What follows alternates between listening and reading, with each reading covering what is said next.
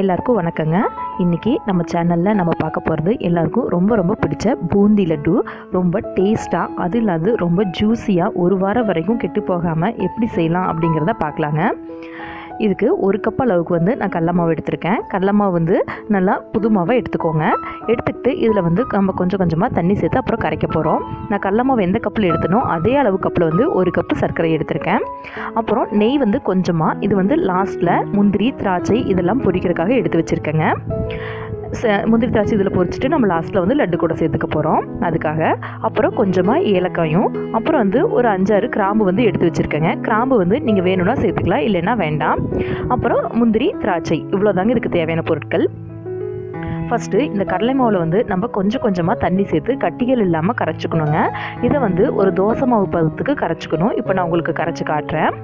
தண்ணி கொஞ்சம் கொஞ்சமாக சேர்த்துக்கறேங்க. ஒரே டைமில் நிறைய சேர்க்க வேண்டாம். அப்படி சேர்த்துட்டா கட்டிகள் அப்புறம் அங்கங்கே நின்றுக்கும். நம்ம கொஞ்சம் கொஞ்சமாக ஃபஸ்ட்டு திக் பேஸ்ட் மாதிரி கரைச்சிட்டு அதுக்கப்புறம் நம்ம இதை ரொம்ப இலகுவாக இருக்கிற மாதிரி கரைச்சிக்கலாங்க. இப்போ பாருங்கள், நல்லா திக் பேஸ்ட்டாக கரைச்சிட்டு அதுக்கப்புறம் தண்ணி சேர்த்து இந்த மாதிரி தோசை மாவு பதத்துக்கு கரைச்சிருக்கேன். இந்த மாதிரி இருக்கணுங்க நீங்கள் எடுத்து விட்டிங்கன்னா. இப்போ பாருங்கள், நான் கரண்டியில் உங்களுக்கு எடுத்து காட்டுறேன். இந்த மாதிரி தோசை மாவு பதத்துக்கு இருக்கணும். இந்த மாதிரி ஃபஸ்ட்டு மாவை ரெடி பண்ணி வச்சுக்கோங்க. இப்போது நம்ம அதுக்கடுத்து சர்க்கரை பாகு ரெடி பண்ணிக்கலாங்க. ஏன்னா நம்ம பூந்தி செஞ்சதும் உடனே அந்த பாகில் போட்டால் தான் நம்மளுக்கு லட்டு கரெக்டாக வரும். அதுக்காக இப்போ இந்த ஒரு கப்பு சர்க்கரையில் ஒரு 2 ஸ்பூன் சர்க்கரையை தனியாக எடுத்து வச்சுக்கோங்க. அது நம்ம ஏலக்காய் பிடிக்கிறதுக்காக சேர்த்துக்க போகிறோம். மீதம் இருக்கிற சர்க்கரை இந்த பாத்திரத்தில் சேர்த்துக்கோங்க. ஒரு பாத்திரத்தில் சேர்த்துக்கிட்டு இது மூழ்கிற அளவுக்கு தண்ணி சேர்த்துக்கோங்க. இல்லைனா நீங்கள் சர்க்கரை எடுக்கிறீங்கன்னா அதில் ஒரு அரை கப் அளவுக்கு தண்ணி சேர்த்துக்கோங்க. இப்போது சர்க்கரை மூழ்கிற அளவுக்கு தண்ணி சேர்த்திங்கன்னா போதும், சேர்த்தியாச்சு. இதை இன்னும் நம்ம ஸ்டவ்வில் வச்சு கம்பிப்பதம் வர அளவுக்கு காய்ச்ச போகிறோம். நம்மளுக்கு ஒரு கம்பிப்பதம் வர அளவுக்கு காய்ச்சினா பாகு கரெக்டாக இருக்குங்க. இப்போது ஸ்டவ் ஆன் பண்ணிவிட்டு இதை நம்ம கம்பிப்பதம் வர வரைக்கும் நல்லா காய்ச்சிக்கலாம். இப்போ சர்க்கரையெல்லாம் நல்லா கரையிட்டுங்க. இந்த டைமில் நம்ம எடுத்து வச்சுருக்க ஏலக்காயை அந்த மீதம் இருக்க 2 ஸ்பூன் சர்க்கரை கூட போட்டு மிக்ஸி ஜாரில் போட்டு நல்லா அரைச்சிக்க போகிறோம். அரைச்சி இதை நல்லா பவுடர் பண்ணிக்கலாங்க. நல்லா இந்த மாதிரி அரைச்சி பவுடர் பண்ணிக்கோங்க. இதை நம்ம லாஸ்ட்டில் பூந்தி பிசையும் போது நம்ம சேர்த்துக்கலாம். இப்போ பாருங்கள், பாகு நம்மளுக்கு கரெக்டான பதம் வந்துருச்சு. இந்த மாதிரி பதம் வரணுங்க. ரொம்ப திக்கான கம்பி பதம் வரணும் அப்படின்னு அவசியம் இல்லைங்க. நீங்கள் தொட்டு எடுத்திங்கன்னா இந்த மாதிரி உடையிற அளவுக்கு இருக்கணும். இன்னும் நம்ம ஸ்டவ் ஆஃப் பண்ணி அதை ஒரு ஓரமாக எடுத்து வச்சுக்கலாம். இப்போ ஒரு கடாயில் எண்ணெய் சேர்த்துக்கலாங்க. நான் பூந்தி இந்த மாதிரி ஒரு கரண்டியில் தான் இன்றைக்கி செய்ய போகிறேன். இதில் ஃபஸ்ட்டு எண்ணெய் செக் பண்ணிக்கோங்க. எண்ணெய் நல்லா சூடாக இருக்கணும் பூந்தி பொரியறதுக்கு.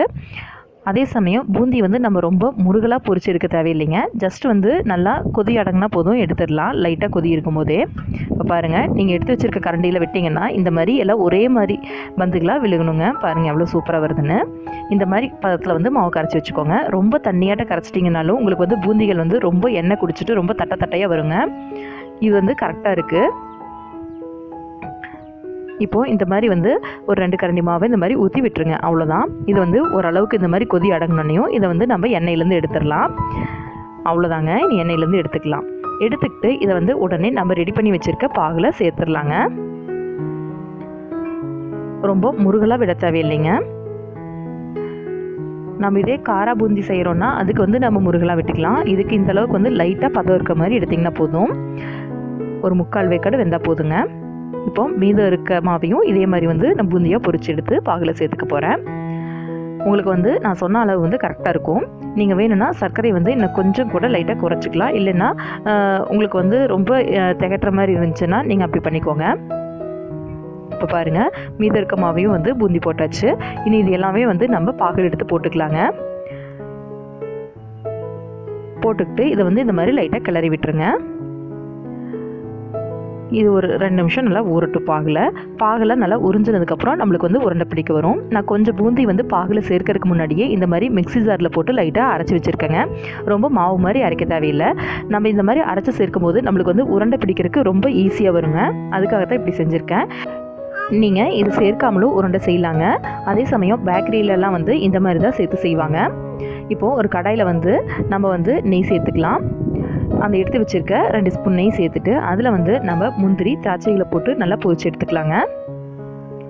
இப்போ முந்திரி சேர்த்தாச்சு. முந்திரி வதங்கினதுக்கப்புறம் அது கூட அந்த திராட்சையும் போட்டுட்டுங்க. அதை வந்து நல்லா வறுத்து இந்த மாதிரி பூந்தி கூட சேர்த்துக்கோங்க. திரும்பவும் அதே கடாயில் வந்து கொஞ்சமாக நெய் இருக்குல்லங்க, அந்த நெய்யில் வந்து கிராம்பை போட்டு லைட்டாக வறுத்துக்கோங்க. நீங்கள் வந்து கிராம்பு ரொம்ப சூடு பொரியிற அளவுக்கு வறுக்க வேண்டாம். அப்படி செஞ்சிங்கன்னா கிராம்பு வந்து வெடித்து நம்ம மேலே தெரிச்சிருங்க. ஜஸ்ட்டு வந்து கிராம்பு வந்து அந்த சூட்டில் நல்லா லேசாக வறுப்பட்டால் போதுங்க.